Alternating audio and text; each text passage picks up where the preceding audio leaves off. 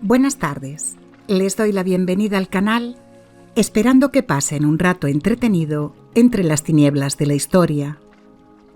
Hoy hablaremos de un grupo de 13 chicas, algunas integrantes de las Juventudes Socialistas Unificadas, que fueron fusiladas en la dictadura de Francisco Franco, sentenciadas por un delito de adhesión a la rebelión. Así que espero que disfruten de una tarde de sofá con una luz tenue y relajante y un té de su gusto. En el programa de hoy, Las 13 Rosas. Bienvenidos al Rincón de las Historias. Audiomisterios.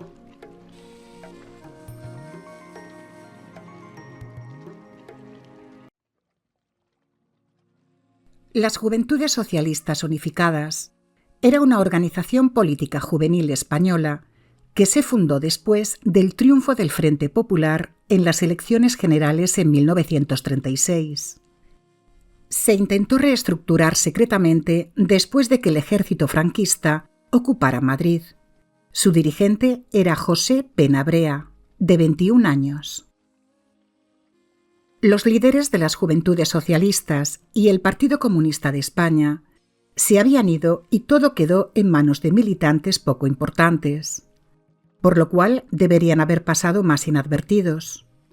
Pero a José Pena lo detuvieron por una denuncia y mediante torturas lo obligaron a decir todos los nombres que sabía y a firmar una declaración. Había un policía infiltrado en la corporación que ayudó al declive de la institución, Roberto Conesa Escudero, que además de ayudar a la represión política después de la Guerra Civil, colaboró con la Gestapo nazi en la Segunda Guerra Mundial, por lo que llegó a ser comisario de la Brigada de Investigación Social, que era la policía política secreta en la dictadura de Franco.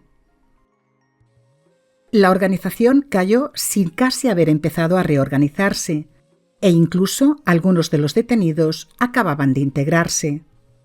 Los ficheros no pudieron ser destruidos, por lo que fue fácil la captura de los militantes. Entre los detenidos estaban las 13 Rosas, 13 chicas entre 17 y 29 años.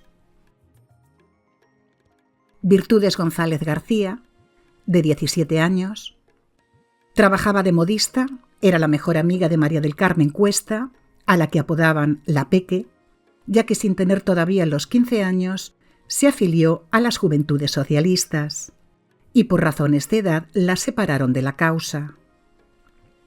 Virtudes se afilió en 1936 y allí conoció a Vicente Ollero. La detuvieron el 16 de mayo de 1939, ya que la denunció un compañero al que torturaron y la acusaron de intentar reconstruir Juventudes Socialistas Unificadas. Ella y Vicente, al que también encarcelaron, se escribían desde prisión y el 5 de agosto de 1939 la ejecutaron en las tapias del cementerio de Madrid Este, lo que hoy en día es el cementerio de la Almudena. A su novio Vicente le dispararon junto a otros detenidos poco antes, en ese mismo sitio. Victoria Muñoz García, de 18 años, era activista. Se afilió con 15 años a las Juventudes Socialistas Unificadas. Era hermana de Gregorio Muñoz, al que llamaban Goyo, que era responsable militar del sector de Chamartín de la Rosa, un municipio al norte de Madrid. Fue condenada porque formaba parte de los grupos clandestinos y le quitaron la vida de un disparo el 5 de agosto de 1939. Luisa Rodríguez de la Fuente, de 18 años, era sastre. Militó durante la guerra y al acabar le plantearon crear un grupo para reorganizar las Juventudes Socialistas Unificadas, pero solo consiguió contactar con un primo suyo. Un policía que conocía su procedencia comunista la denunció y la detuvieron, siendo la primera de las 13 Rosas en ingresar en la cárcel. Probaron que era jefa de uno de los grupos de las Juventudes Socialistas y la condenaron a la pena capital. Su primo fue condenado por la misma causa. Adelina García Casillas, de 19 años, era militante de las Juventudes Socialistas Unificadas e hija de un guardia civil que había pertenecido a la democracia durante la guerra, así que era dudoso por las nuevas autoridades. Le mandaron una carta a su casa en la que le decían que solo querían hacerle un interrogatorio corriente. Sus padres la habían mandado junto con sus hermanos tras la guerra al pueblo del que eran, a casa de unos familiares, y su madre, temiendo que la declararan en rebeldía, le escribió para decirle que volviera. Volvió, ya que mientras había estado afiliada, tan solo había repartido propaganda y su actividad había sido mínima, por lo que se presentó de forma voluntaria y ya no regresó a casa. Fue condenada por su intervención en actividades y trabajos de organización en las Juventudes Socialistas. Ingresó en la cárcel el 18 de mayo de 1939 y allí trabajó como cartera. La fusilaron el 5 de agosto en las tapias exteriores del cementerio de la Almudena, siendo una de las 13 Rosas, y junto a 46 hombres, acusados también de pertenecer a las Juventudes Socialistas Unificadas o al Partido Comunista de España. Carmen Barrero Aguado, de 20 años, trabajaba de modista desde los 12, ya que su padre había fallecido y tenía que ayudar en casa. Tenía 8 hermanos, 4 de ellos menores que ella. Era militante del Partido Comunista de España y trabajó en talleres de control en Valencia. Fue la responsable femenina del partido en Madrid y después de la guerra fue encargada por los dirigentes del Comité Nacional Clandestino de crear un plan de trabajo político para las mujeres, donde se crearan grupos de 3 mujeres o más que visitaran las cárceles, asumieran labores solidarias y sensibilizaran a las trabajadoras de sus derechos y libertades. Carmen se ocupaba también de la formación política de las afiliadas. Fue condenada por pertenecer al Partido Comunista de España y porque trabajó con el partido elaborando un plan de trabajo para la fracción femenina. Se le acusó, al igual que a otros 57 encausados más, de delito de adhesión a la rebelión penado por el Código Militar, además de la trascendencia de los hechos y peligrosidad. La fusilaron el 5 de agosto de 1939. A su hermano Palmiro lo fusilaron también en las mismas tapias el 8 de abril de 1940. Julia Conesa, de 20 años, era nacida en Oviedo. Se dedicaba a la costura y se afilió a las Juventudes Socialistas Unificadas, colaborando como monitora en las actividades deportivas que organizaban las juventudes. Pero vivía con su madre y hermana, y al tener problemas económicos tuvo que dejarlo, porque se puso a trabajar de cobradora de tranvías. La denunció un amigo de su novio, ya que el régimen franquista temía una reorganización de las Juventudes Socialistas, porque la organización seguía en su lucha clandestina por la Segunda República Española. A Julia la detuvieron mientras cosía en su casa y la recluyeron en el Centro Penitenciario de Mujeres de Ventas, al igual que a las demás. Testimonios de la época confesaron que se las llevaron en plena noche y cuando bajaban las escaleras, Julia comenzó a cantar el himno de la joven guardia. Todas las demás la siguieron y sus voces se fueron perdiendo poco a poco. Minutos después, y sobre la sangre de los muchachos, les quitaron la vida. En una de las cartas que le escribió a su familia, decía así: «Madre, hermanos, con todo el cariño y entusiasmo, os pido que no me lloréis nadie. Salgo sin llorar. Me quitan la vida inocente, pero me voy como debe hacerlo una inocente. Madre, madrecita, me voy a reunir con mi hermana y papá al otro mundo, pero ten presente que pierdo la vida por persona honrada. Adiós, madre querida. Adiós para siempre. Tu hija, que ya jamás te podrá besar ni abrazar. Que mi nombre no se borre en la historia». Una carta que aún conserva su familia, y al igual que a sus compañeras, la fusilaron la madrugada del 5 de agosto de 1939. Elena Gil Olaya, de 20 años. El 2 de abril de 1937 llegó de Murcia y al día siguiente su amiga Victoria Muñoz García y Sergio Ortiz, el dirigente del grupo de las Juventudes Socialistas Unificadas en el sector de Chamartín de la Rosa, fueron a su casa para convencerla de que colaborara en la reorganización. Así lo hizo y entró a formar parte. Pero a causa de policías infiltrados y chivatazos, su sector fue el primero de los desarticulados. La condenaron porque se había probado que tomaba parte en las actividades delictivas de las Juventudes Socialistas, siendo miembro del grupo de Sergio Ortiz. Dionisia Manzanero Salas, de 20 años. Su padre era militante de la Unión General de Trabajadores, León Manzanero. En la guerra trabajó como enfermera en el Hospital de las Unidades Militares, formadas por voluntarios extranjeros que participaron en la Guerra Civil Española y ayudando a familias necesitadas. En 1938, un obús le quitó la vida a su hermana y a unos niños que jugaban en un descampado. Poco después, se afilió al Partido Comunista de España y trabajó como mecanógrafa en Chamartín de la Rosa. Se hizo muy amiga de Rosario Sánchez Mora, que estuvo en las milicias obreras del V Regimiento, un cuerpo militar de voluntarios de la Segunda República Española, a la que llamaban Rosario la Dinamitera. Y allí también conoció a su novio, Bautista Almarza, que en la guerra fue el encargado en Valencia de una división de tanques.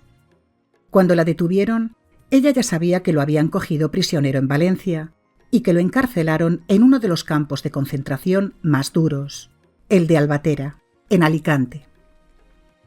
Al acabar la guerra, trabajó en la clandestinidad para llevar mensajes entre dirigentes y en la madrugada del 17 de mayo de 1939 la detuvieron en su casa. La condenaron porque descubrieron que era el enlace de Bascuñana para el contacto con las diversas ramas de las organizaciones de las Juventudes Socialistas Unificadas y el Partido Comunista. Aunque la sentencia fue aprobada el día 3 de agosto por la Auditoría de Guerra, constaba en el texto que las ejecuciones estarían en suspenso hasta que recibiera el enterado de Franco como jefe de Estado. Pero la sentencia se ejecutó sin esperar a recibir ese enterado, el día 5, que hasta el día 13 no lo firmaron, por lo que los familiares no fueron avisados. Y la hermana de Dionisia, María Manzanero, llegó a la cárcel el día 5 para entregar firmas para un aplazamiento de la sentencia, y le comunicaron que ya las habían fusilado. Ana López Gallego, de 21 años. Anita, como la llamaban, nació en La Carolina, en la comarca de Sierra Morena, Jaén. Su padre era minero maquinista y para huir de la crisis de su sector emigró junto a su familia a Madrid, a Chamartín de la Rosa. Anita tenía entonces 6 años. Después estudió corte y confección y empezó a trabajar como modista. Tras el golpe de Estado en España, la toma del gobierno por un grupo militar en julio de 1936 dio lugar a la Guerra Civil. Ana, con 18 años, empezó a enrolarse en las Juventudes Socialistas Unificadas. Fue secretaria de la radio de Chamartín durante la guerra, voluntaria y luchadora de la retaguardia del régimen democrático. Y tras la derrota de Madrid, en marzo del 39, su novio, también comunista, le dijo de huir a Francia. Pero ella no quiso para quedarse con sus hermanos pequeños. En una redada masiva la detuvieron. El 6 de junio la llevaron a la cárcel de mujeres de Ventas y el 3 de agosto el Consejo de Guerra la condenó a la pena capital, por lo que la ejecutaron junto con otras mujeres el 5 de agosto. Pero Ana López no falleció en la primera descarga y dijo: «¿Es que a mí no me matan?», falleciendo en la segunda. Martina Barroso García, de 22 años. Se afilió en enero de 1937 a las Juventudes Socialistas Unificadas y trabajó en uno de sus talleres cosiendo ropa para los combatientes. y después trabajó en un comedor social hasta que en marzo del 39 lo cerraron.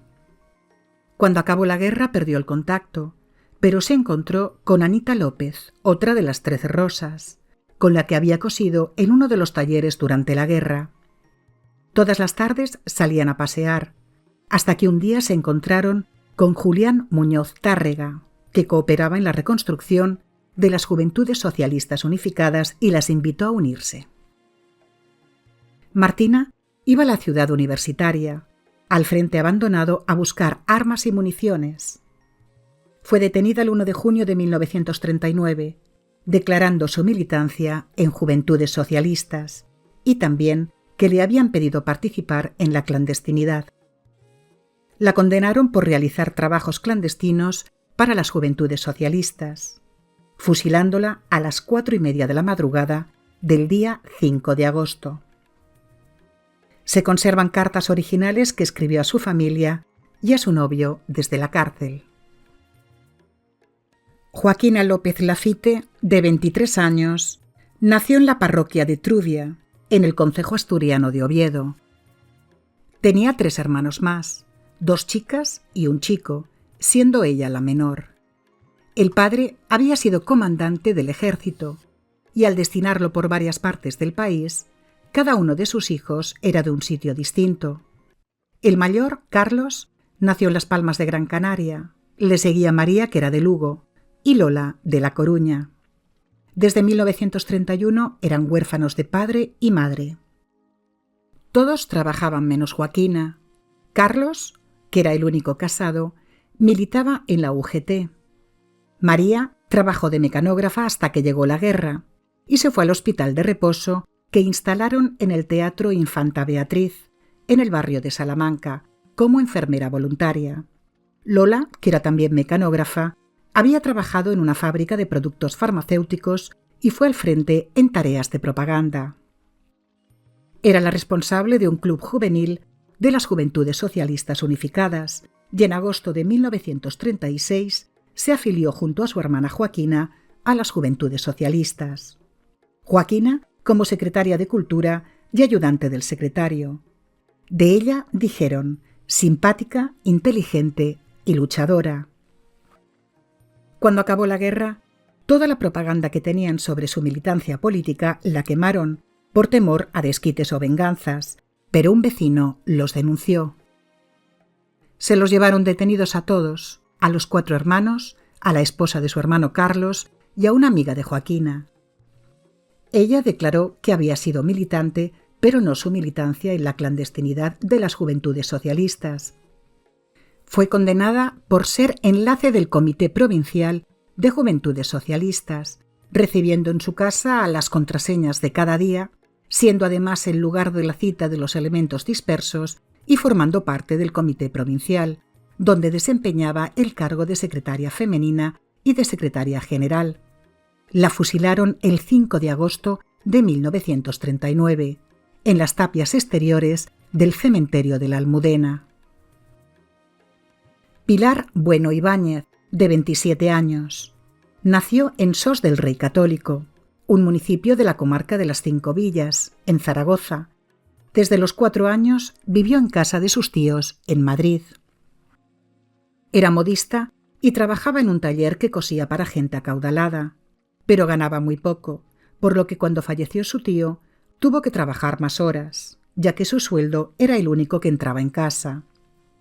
En la Guerra Civil fue voluntaria en una casa cuna de las muchas que se abrieron para atender a los hijos de los soldados que iban al frente y a los huérfanos. En 1936 se afilió al Partido Comunista de España. Llevaba las cuentas del sector norte.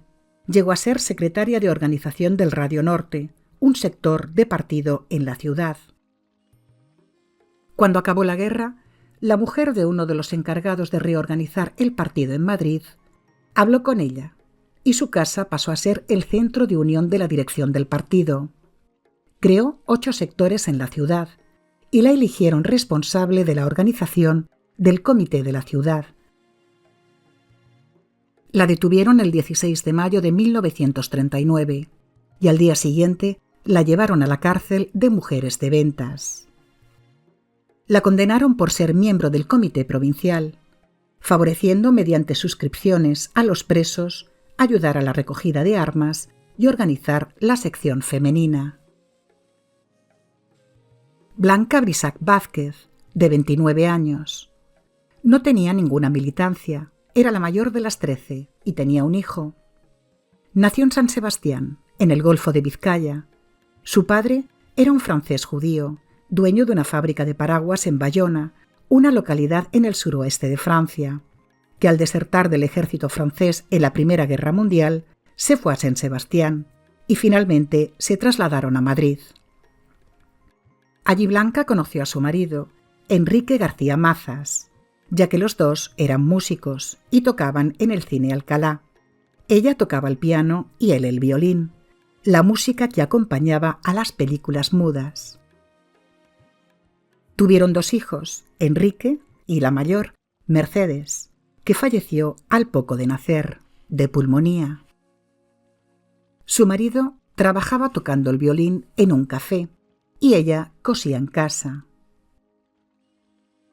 A Blanca la metieron en la cárcel de Ventas el 24 de mayo de 1939, delatándola la cuñada de Juan Canepa, un músico militante comunista, amigo de García Mazas, su esposo, ya que los dos habían sido del sindicato de profesores de orquesta, y cuando acabó la guerra, Juan, que vivía de la solidaridad y ayuda de los vecinos, le pidió ayuda. Los detuvieron y, aunque negaron todos los cargos, los llevaron a la cárcel. A ella, a la cárcel de mujeres de Ventas, y a ellos, a la cárcel de Yeserías, en el distrito de Arganzuela, en Madrid. Hoy en día, un centro de inserción social. Según la versión oficial, Juan Canepa se quitó la vida en la celda. La sentenciaron porque era probado que era miembro de las Juventudes Socialistas Unificadas y su esposo, además, del Partido Comunista, y habían intervenido en los trabajos de organización de actividades de las Juventudes Socialistas. A Blanca Brisac la fusilaron el 5 de agosto del 39, quedando con vida en la primera descarga, por lo que ella gritó pidiendo auxilio, y la ejecutaron con el tiro de gracia. A su esposo, Enrique García Mazas, lo fusilaron horas antes. Blanca era católica y votante de derechas, y poco antes de que la llevaran al cementerio donde la fusilaron, le escribió una carta de despedida a su hijo Enrique, de 11 años. Querido, muy querido hijo de mi alma, en estos últimos momentos tu madre piensa en ti. Solo pienso en mi niñito de mi corazón, que es un hombre, un hombrecito, y sabrá ser todo lo digno que fueron sus padres. Perdóname, hijo mío, si alguna vez he obrado mal contigo. Olvídalo, hijo, no me recuerdes así, y ya sabes qué bien pesarosa que estoy. Me voy con la cabeza alta, solo por ser buena. Tú mejor que nadie lo sabes, Quique mío. Solo te pido que seas muy bueno siempre, que quieras a todos y que no guardes nunca rencor a los que le quitaron la vida a tus padres. Eso nunca. Las personas buenas no guardan rencor y tú tienes que ser un hombre bueno, trabajador. Sigue el ejemplo de tu papachín, ¿verdad, hijo? ¿Que en mi última hora me lo prometes? Quédate con mi adorada Cuca y sé siempre para ella y mis hermanas un hijo. El día de mañana, vela por ellas cuando sean viejitas. Hazte el deber de velar por ellas cuando seas un hombre. No te digo más. Tu padre y yo nos vamos orgullosos. No sé si tu padre habrá confesado y comulgado, pues no le veré hasta mi presencia ante el piquete. Yo sí lo he hecho. Enrique, que no se te borre nunca el recuerdo de tus padres. Que te hagan hacer la comunión, pero bien preparado, tan bien cimentada la religión como me la enseñaron a mí. Te seguiría escribiendo hasta el mismo momento, pero tengo que despedirme de todos. Hijo, hijo hasta la eternidad. Recibe después de una infinidad de besos el beso eterno de tu madre. Lo cierto es que fueron 14 las mujeres fusiladas. Antonia Torres Yela la ejecutaron medio año después. Tenía 18 años y era del distrito de Tetuán, en el municipio de Chamartín de la Rosa, en Madrid. Sus padres eran de Burgos, de Castilla y León, y se fueron a vivir al barrio obrero de Tetuán porque trabajaban guardando una finca en Colmenar Viejo, municipio de Madrid. Era amiga y vecina de una de las 13 Rosas, Luisa Rodríguez de la Fuente, y las dos habían trabajado en la guerra, en zonas en las que no se combate. Antonia trabajaba en una fábrica de sobres. Se afilió a finales de 1936 en las Juventudes Socialistas Unificadas y cuando acabó la guerra se unió al sector de Chamartín, que se estaba formando en secreto. La detuvieron junto a su amiga Luisa Rodríguez y las llevaron a la cárcel de Ventas el 3 de junio del 36. La juzgaron junto a las 13 Rosas y la condenaron a la pena capital el 13 de agosto de ese año. Pero por un error burocrático no la ejecutaron en la madrugada del 5 de agosto, alargando su vida hasta el 19 de febrero de 1940, día en que la fusilaron por estar implicada en el trabajo clandestino de la organización delictiva de las Juventudes Socialistas Unificadas. Cuando detuvieron a las 13 Rosas, las torturaron para después llevarlas a la prisión de mujeres de Ventas, que estaba construida para 450 personas y en la que metieron amontonadas a unas 4.000. El 4 de agosto de 1939 se celebró el primer Consejo de Guerra y en él fueron condenados a la pena capital 65 de los 67 inculpados. Todos eran miembros de las Juventudes Socialistas Unificadas, fusilándolos el día siguiente. 2 días después, fusilaron a otro grupo impreciso de hombres por otro juicio. Poco después, condenaron a 24 personas más, quitándoles la vida a 21. Gracias a que el régimen había empezado a temer que la situación instaurara la difusión de una noticia negativa para la Nueva España en el extranjero, se pudieron salvar 3 personas. Entre los 56 ejecutados, el 5 de agosto de 1939, en Madrid, había 43 hombres, entre ellos un niño de 14 años, a los que llamaron 43 claveles, y 13 mujeres jóvenes que serían conocidas como las 13 Rosas. 9 de ellas eran menores de edad, ya que la mayoría estaba decretada entonces en los 23 años. Y por su juventud es por lo que las llamaron las 13 Rosas. Los fusilamientos se supieron después por la prensa internacional, y cuando se supo que entre las 63 personas ejecutadas había 13 mujeres jóvenes, una hija de Marie Curie impulsó en París una campaña de protesta por las 13 Rosas, lo cual tuvo una gran conmoción en Francia, aunque el régimen franquista no frenó su progresión opresiva. Las 13 Rosas fueron 13 chicas socialistas que se opusieron a la ocupación franquista de Madrid. Se quisieron organizar clandestinamente para rechazar la ocupación y 4 meses después del fin de la guerra fueron fusiladas en la madrugada del 5 de agosto de 1939.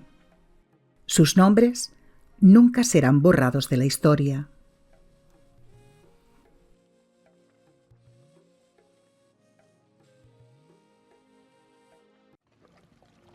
Si les ha gustado, por favor accionen la campanita de notificaciones para saber que ha sido de su agrado y poder seguir ofreciéndoles contenido. Compartir y darle a like para ayudarme con el canal. Hasta la semana que viene con nuevos relatos de Audiomisterios.